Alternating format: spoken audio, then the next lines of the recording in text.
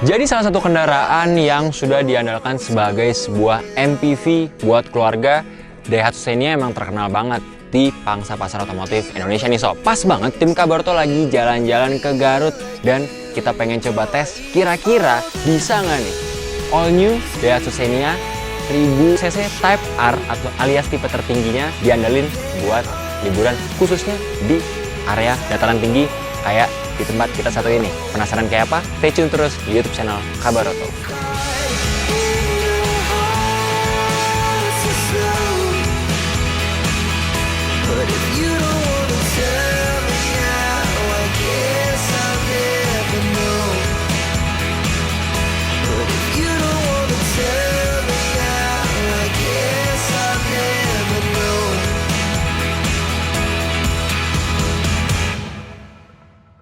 Nah, ngomong-ngomongin soal mobil dengan kategori MPV dan bisa diandalkan atau enggak untuk urusan liburan ke dataran tinggi kayak di Garut satu ini. Nah, pertama-tama kita akan coba bahas mengenai detail mesinnya, habis itu kita baru bahas area kabinnya yang terkenal dengan 7-seaternya ini. Sekarang kita cek dulu mesinnya.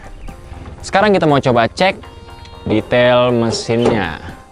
Nah, ini dia Sobat Kabaroto mesin dari all new Daihatsu Xenia dengan kode mesin 2NRV DOHC VVT-i berkapasitas 1500 cc.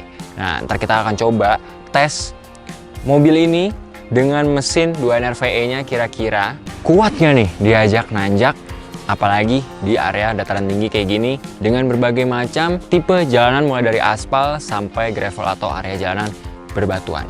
Nah, selain itu, Sobat Kabaroto juga harus perhatiin nih, kalau kita perhatiin ke sisi samping kanan dan kirinya, umumnya sebuah mobil itu harus ada plat besi lagi sebagai fender antara pembatas dari ruang mesin dan juga roda depan. Tapi untuk all new Daihatsu Xenia ini belum ada nih sob, hanya ditambah dengan plastik tipis aja, sehingga harus diperhatikan juga ketika Sobat Kabaroto pengen ngelewatin jalanan berbatu, harus lebih diperhatikan supaya untuk mempertahankan dari usia plastik yang difungsikan sebagai pengganti fender berbahan plat.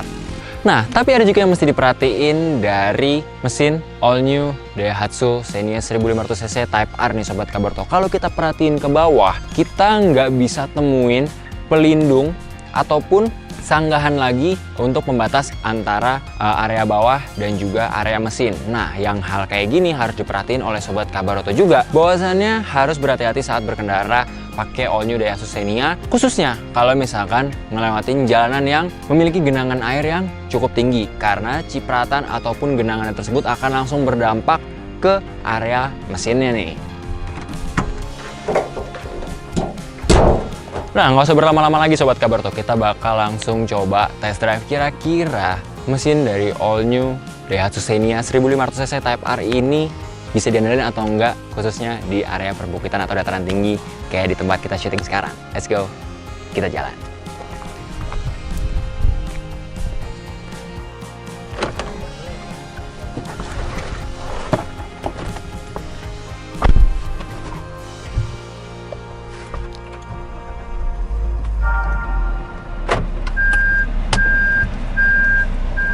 Kita memulai perjalanan dari Bintaro, lalu menuju ke arah puncak Bogor, hingga lanjut ke kawasan Garut. Jarak yang kami tempuh sejauh 260 km, mengarungi berbagai macam kondisi, baik aspal halus saat melewati tol, menanjak dengan karakter aspal kasar, turunan berkelok hingga aspal kasar berbatu untuk mengetahui bagaimana bantingan, begitu juga performanya. Bicara konsumsi bahan bakar saat digunakan di jalanan biasa dengan rute dalam kota dengan berbagai macam kecepatan dan jalanan menanjak, kami berhasil mendapatkan angka di 10 km per liter. Kemudian saat dipanteng di jalan tol dari Cileunyi hingga Bintaro sanggup meraih angka 14,3 km per liter nih.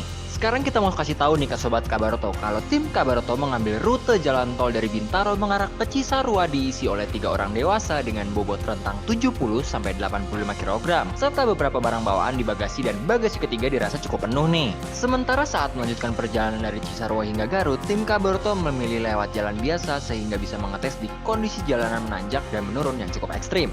Alhasil kami menemukan masalah yang cukup mengganggu nih. Tenaga dan torsi mobil ini terasa cukup saat menanjak dengan momentum. Tapi jika kondisi macet dan mulai dari kondisi diam, maka akan terasa bahwa tenaganya terasa kurang, walau masih bisa diajak melibas tanjakan curam nih sob. Oke Sobat Kabaroto, sekarang kita mau coba jajal nih all new Daihatsu Xenia 1500cc Type R. Kita pengen coba di area perbukitan sekitaran Garut nih, dengan tipe jalan yang cukup bervariasi, mulai dari jalan gravel atau berbatuan, jalan aspal tapi lumayan rusak, sampai jalan aspal yang dirasa cukup halus. Tapi yang menarik ini Sobat Kabaroto, kalau all new Daihatsu Xenia kita bahas sebagai sebuah MPV 7-seater yang namanya udah nggak usah diraguin lagi di pasar otomotif Indonesia. Kenapa?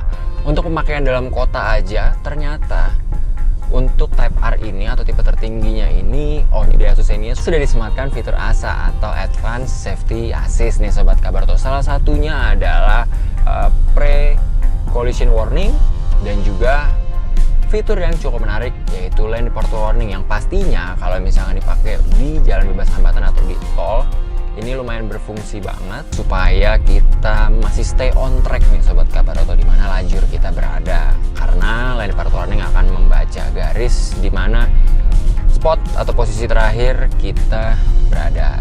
Sekarang kita akan bahas sedikit mengenai handlingnya nih Sobat Kabaroto. Untuk sebuah kendaraan yang dimensinya lumayan panjang nih Sobat Kabaroto, berbeda dengan generasi sebelumnya yang dijadikan yang bisa tergolong sebagai sebuah MPV tapi lumayan compact nih. Sedangkan untuk yang generasi terbarunya ini all new Daihatsu Xenia punya dimensi yang bisa dikategorikan cukup panjang. Dari segi handling sebenarnya mobil ini cukup nyaman nih Sobat Kabaroto. Setirnya masih tergolong nurut dan bantingannya nggak terlalu membuat pengendara merasa kelelahan ataupun merasa kewalahan. Tapi yang lebih nyamannya lagi, saat tim Kabaroto melakukan pengetesan, kita juga melewati jalan yang lumayan berbatu, di mana saat itu kita merasakan suspensi MacPherson strut dan torsion beamnya dirasa cukup baik. Nah sekarang kita lagi coba nanjak dengan transmisi D nih Sobat Kabaroto. Kita akan coba tes apakah berhasil nanjak atau enggak. Nah, di depan tanjakannya juga lumayan curam, dan kita akan coba tanpa bantuan transmisi S, kita coba pakai transmisi D aja nih.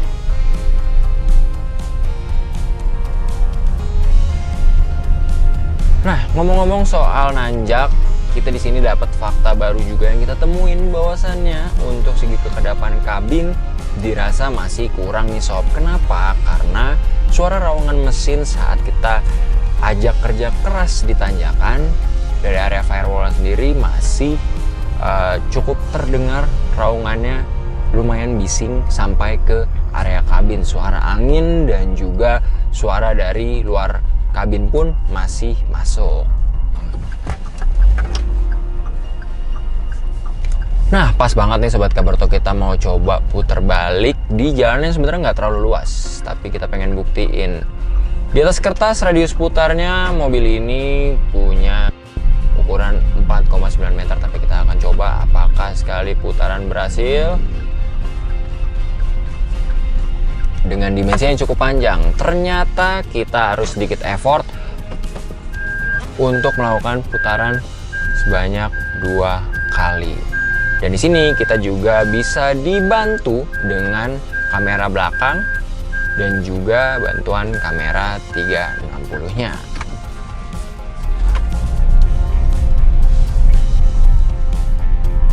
Sebenarnya secara garis besar kalau untuk mesin 1500cc sudah tergolong cukup, apalagi saat kita buktikan di tanjakan kita memanfaatkan traksi dari momentum saat kita ambil ancang-ancang dari jalan datar menuju ke jalan tanjakan. Tapi kita akan coba nih buktiin juga kira-kira kalau misalnya diajak nanjak tapi dari posisi diam di tanjakan, apakah mesin 2NRVE nya ini bisa mengakomodir.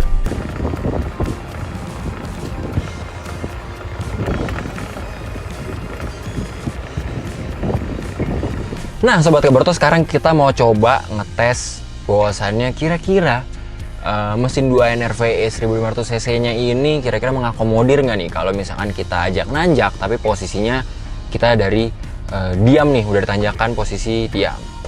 Dengan posisi AC menyala, kita cuma pakai transmisi D aja. Let's go, kita coba.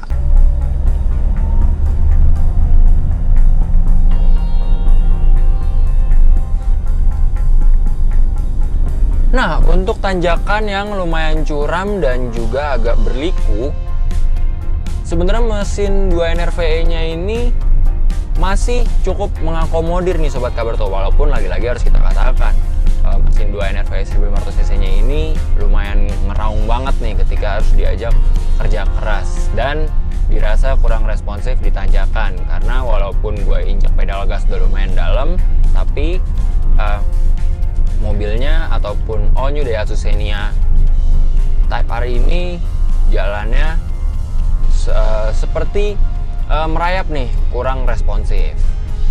Dan yang Sobat Kabarto wajib tahu juga bahwasannya all new Daihatsu Xenia ini sudah disematkan fitur Hill Start Assist, yang mana fitur tersebut bisa mengakomodir kita semua ketika ditanjakan supaya nggak mundur. Selain di tempat wisata kayak dataran tinggi di Garut ini, Sobat Kabarto bisa pakai fitur Hill Start Assist ini juga di area perkotaan loh, yang mana fitur ini bisa kita pakai kalau buat Sobat Kabarto mungkin yang belum terlalu mahir berkendara dan harus nyari parkiran di mall yang harus sampai nanjak-nanjak ke atas. Jadi nggak usah khawatir lagi kalau naik all new Daihatsu Xenia, pasti udah nanti mundur-mundur klap. Nah Sobat Kabarto, sekarang kita pengen ke next destination, alias kita pengen ke lokasi selanjutnya, karena gue pengen bahas ataupun mengulas mengenai tampilan dari all new Daihatsu Xenia, khususnya yang Type R nih. Kira-kira ada perbedaan apa aja secara spesifiknya, dan juga kita nanti akan bahas detail kabinnya seperti apa. Dan ternyata ada life hack mengenai monitor infotainmentnya nih. Penasaran kayak apa? Stay tune terus.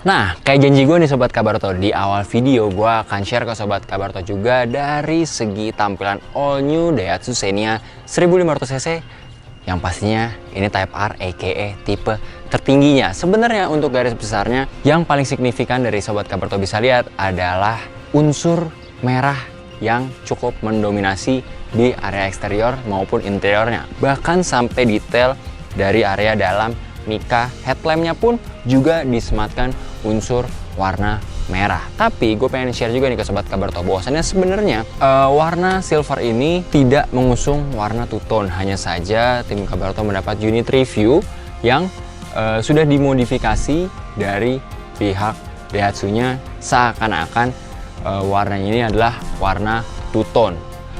Lanjut lagi, kita akan bahas dari segi apa aja yang menarik dari luarnya nih Sobat Kabarto. Secara dimensi, tadi kita juga udah bahas, dimensi yang cukup panjang ini dibantu dengan radius putar 4,9 meter yang cukup banget untuk di area perkotaan yang jalanannya mungkin bervariasi mulai dari luas sampai nggak terlalu luas. Disematkan juga di spion kanan kamera 360 yang pastinya bisa membantu Sobat Kabarto saat mau coba parkir mundur atau melihat area sekitar dari eksterior mobil all new Daihatsu Xenia Type R. Nah, gue juga akan membahas mengenai perbedaan dari Type R dan juga yang non Type R. Untuk pelek, desainnya berbeda banget, terlihat lebih sporty dengan pelek multi palang, finishing two tone juga, hitam dan juga clear chrome seperti yang Sobat Kabarto lihat di depan ini. Untuk pelek menggunakan pelek berukuran 16 inci dengan ban profilnya 195 per 60 ring 16, dan di sini ada suspensi MacPherson strut dan juga torsion beam yang tadi kita udah tes juga. Ternyata lumayan berfungsi dengan baik ketika digunakan di jalanan yang cukup bervariasi, mulai dari jalanan gravel sampai aspal halus yang bisa dilibas oleh all new Daihatsu Xenia Type R. Lanjut lagi Sobat Kabarto. Nah, asik banget nih dengan view yang cukup menarik di area Garut. Kita pengen bahas juga nih, bisa nggak sih kira-kira all new Daihatsu Xenia ini diandalkan buat jalan jauh sekaligus wisata, mungkin bareng keluarga ataupun bareng kolega dekat. Dan kita akan ngebahas sekarang area bagasinya.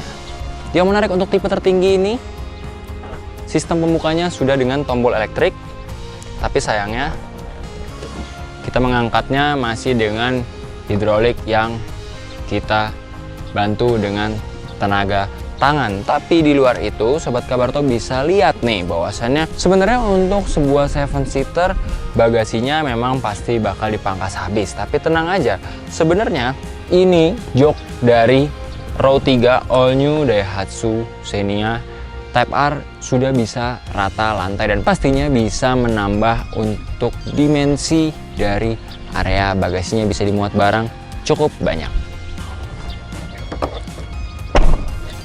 Nah, siapa yang udah penasaran buat lihat kabin dari tipe tertinggi All New Daihatsu Xenia 1 ini? Kita langsung masuk aja, let's go!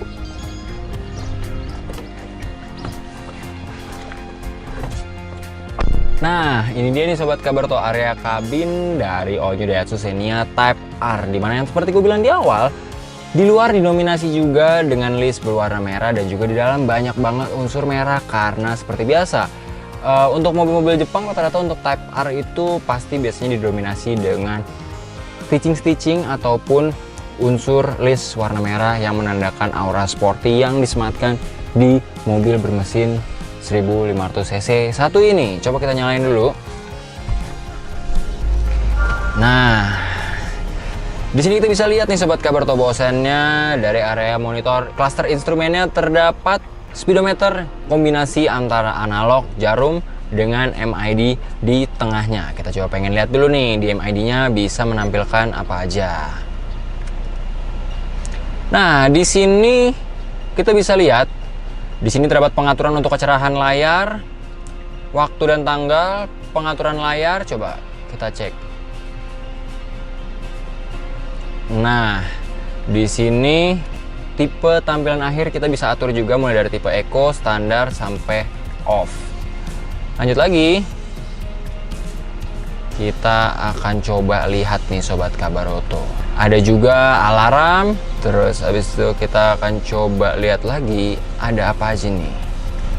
Di sini ada jam, kecepatan rata-rata, waktu trip, ada juga trip A, trip B, lalu bisa terkoneksi juga untuk menginfokan ada pesan masuk atau tidak dari monitor infotainment. Dan monitor infotainment ini desainnya cukup menarik loh Sobat Kabarto untuk sebuah MPV keluarga dengan tampilan monitor infotainment ini yang sudah semi floating plus sudah terkoneksi dengan Apple CarPlay dan Android Auto. Jadi buat Sobat Kabarto yang punya dua device yang support Android Auto ataupun Apple CarPlay bisa banget dikoneksikan.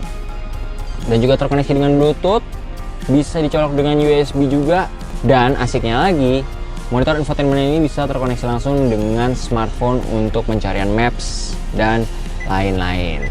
Nah Sobat Kabarto, sekarang gue pengen kasih tahu gimana cara ngaktifin Android Auto di monitor infotainmentnya dari All New Daihatsu Xenia Type R supaya lebih praktis biar bisa lebih gampang buka maps. Terus habis itu juga kita bisa ngaktifin aplikasi pemutar musik kesayangan kita. Yang Sobat Kabarto perlukan cuma smartphone dan juga kabel Type-C seperti ini. Dan kita tinggal langsung colok aja. Caranya cukup simpel nih Sobat Kabarto. Dan ini bisa dibantu pengoperasiannya buat partner kita yang ada di sebelah pengemudi. Lalu kita langsung colok aja ke smartphone. Nah, setelah itu kita langsung buka smartphone kita dan otomatis akan terkoneksi dengan Maps. Kita juga bisa mengetik langsung kemana tujuan kita dengan cara seperti ini. Pertama kita pencet tombol search terlebih dahulu, lalu kita search all destination dan sudah langsung terkoneksi di handphone smartphone Android Autonya. Kita tulis puncak derajat dan otomatis bisa langsung, dan di sini juga tulisan search result will appear on the car screen. Kita cari. Nah, kalau sudah, kita bisa langsung pencet setup destination. Nah, Dan ini sudah langsung terkoneksi juga dengan smartphone. Gampang banget, tapi belum banyak orang tahu. Semoga video ini cukup membantu ya sob. Selain itu kita juga bisa mengoperasikan dengan perintah suara atau voice command ketika lagi sendirian dan butuh rute ataupun butuh maps secara praktis. Tinggal pencet tombol ini aja yang ada logo wajah dan juga gelombang suara. Jakarta. Nah, sudah langsung terkoneksi, berarti kita bisa langsung mengoperasikan ini dengan voice command ataupun perintah suara. Cukup praktis banget. Nah, sahabat kabar tuh asiknya juga ternyata all new Daihatsu Xenia Type R1 ini punya banyak banget fitur nih. Yang pertama, di sisi lutut kanan gua atau di sebelah kanan setir, di sini ada tombol yang fungsinya bisa mengubah mode dari kamera 360 ke kamera samping kayak gini. Jadi fungsinya untuk mengubah view yang pastinya sangat berguna banget saat kita berada di jalanan sempit. Selain itu, nah di sini juga ada tombol on off dari lane departure warning yang kita udah coba juga di jalan bebas hambatan atau jalan tol saat menuju ke puncak derajat Garut. Nah itu dia sahabat kabar tuh fitur menarik apa aja yang ada di all new Daihatsu Xenia Type R. Dan juga kita udah coba test drive dari mobil satu ini dan ternyata mesin 2NR VS 1500 cc nya ini masih bisa dikompromikan untuk diajak jalan-jalan ke area dataran tinggi seperti puncak derajat yang pastinya bisa bikin happy. Gimana nih pandangan sobat kabar tuh mengenai MPV 7-seater yang namanya nggak usah diraguin lagi di pasar otomotif Indonesia? Tulis di kolom komentar dan jangan lupa klik like, komen, dan subscribe, dan pantengin terus YouTube channel Kabaruto karena tim Kabaruto akan selalu kasih konten yang bermanfaat. Kalau gitu gue Dion pamit undur diri, sampai ketemu di review mobil selanjutnya. Bye.